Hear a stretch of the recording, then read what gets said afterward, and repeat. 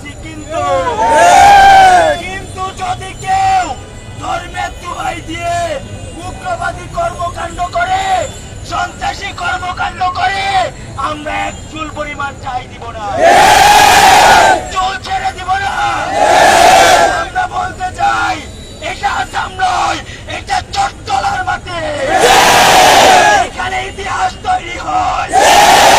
যারা আজকে আমার ভাইকে, আমার আইনজীবী সহযোদ্ধাদেরকে, যারা আমাদের বিপদের মুখে ঢাল হয়ে দাঁড়িয়েছিল, এই ভাই আমাদের বিপদের মুখে ফেসিবাদের বুলেটের সামনে ঢাল হয়ে দাঁড়িয়েছিল, এই ভাইকে আজকে যারা কুপিয়ে হত্যা করেছে, কুপিয়ে মেরেছে, তাদের বিরুদ্ধে চূড়ান্ত হুঁশিয়ারি জারি থাকবে।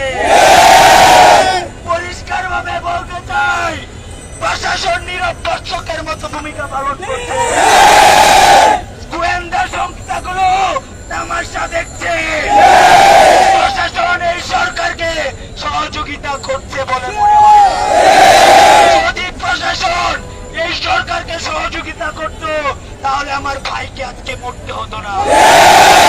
এরা কিভাবে সাহস পায় আমাদের ভাইকে কুপিয়ে হত্যা করতে? আমরা পরিষ্কার ভাবে বলতে চাই, সাম্প্রদায়িক সম্প্রীতি রক্ষার জন্য আমরা এক ঐক্যবদ্ধ, এটা নিশ্চিত করছি। কিন্তু কেউ যদি ধর্মের দোহাই দিয়ে উগ্রবাদী কর্মকাণ্ড আর একবারও পরিচালনার চেষ্টা করে, তাহলে দাঁত ভাঙা জবাব দেওয়া হবে।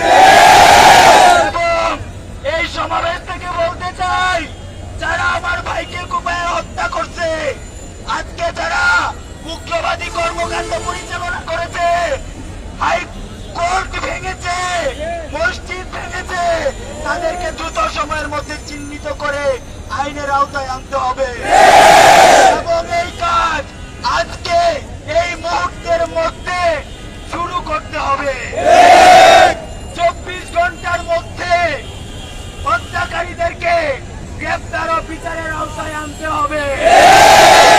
ফেসিবাদের সমর্থকদের গ্রেফতার ও বিচার নিশ্চিত করতে হবে। এবং যারা এই উগ্রবাদী কর্মকাণ্ড পরিচালনা করছে, যারা এই সন্ত্রাসী কর্মকাণ্ড এই দেশে বারবার পরিচালনা করে দেশকে অস্থিতিশীল করার চেষ্টা করছে, যাই হোক, যে সংগঠনই হোক, সেই সংগঠন বাংলাদেশের মানুষের জন্য না।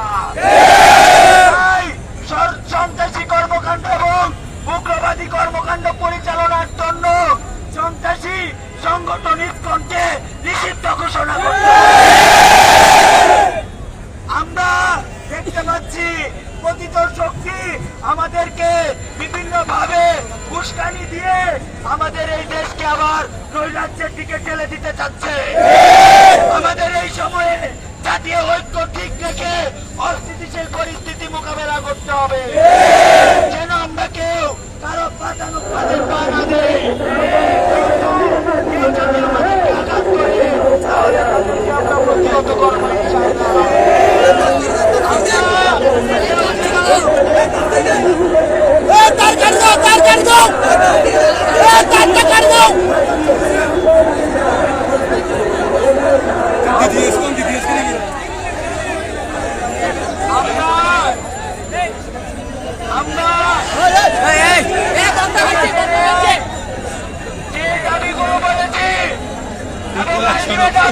তার মধ্যে এটা নিশ্চিত করতে হবে, প্রশাসন যদি নিয়োগ থাকে, আমরা পরিষ্কার ভাবে বলতে চাই, প্রশাসনের যে সকল জায়গাগুলোতে এখনো স্বৈরাচারের দূষণেরা অবস্থান করছে, তাদেরকে উচ্ছেদ করতে হবে, তাদেরকে দ্রুত সময়ের মধ্যে নির্মূল নিশ্চিত করতে হবে।